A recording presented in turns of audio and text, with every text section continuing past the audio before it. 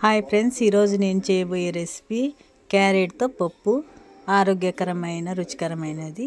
దీనికి కావలసిన పదార్థాలు: బ్యాళ్ళు, క్యారెట్, తెల్లవాయి, ఎర్రగడ్డ, జీలకర్ర, కారం పొడి, పసుపు పొడి, కరివేపాకు, టమోటా, చింతపండు,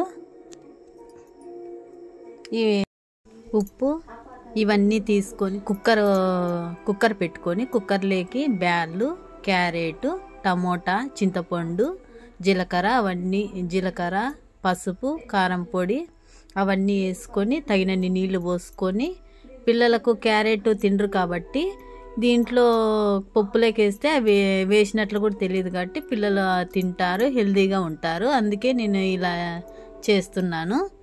మీరు కూడా ట్రై చేయండి, బాగుంటుంది.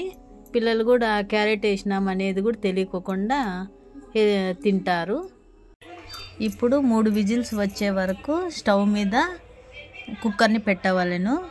ఈ పప్పు చిన్నపిల్లలకు, కాలేజ్ అమ్మాయిలకు చాలా బాగా నచ్చుతుంది, అలాగే ఆరోగ్యంగా ఉంటుంది.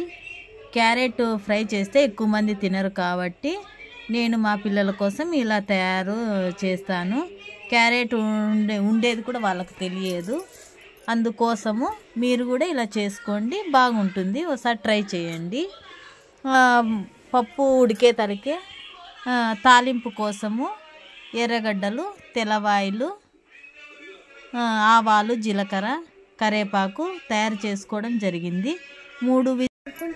3 విజిల్స్ వచ్చిన తర్వాత కుక్కర్లో ప్రెషర్ అంతా పోయిన తర్వాత పప్పుని మెత్తగా చిదుముకోవాలి. ఇప్పుడు చిన్న తాలింపు కోసము చిన్న ప్యాన్ పెట్టుకొని దానిలో నూనె వేసి తాలింపు కోసం తయారు చేసుకున్న వాటిని నూనెలో వేసిన తర్వాత పప్పులోకి ఇప్పుడు తాలింపు ఎర్రగా వేగిన తర్వాత పప్పులోకి వేసుకోవాలి. వేసి అన్నము వేడివేడి అన్నంలోకి పప్పు వేసుకొని అలాగే వడియాలతో మేము తిన్నాము.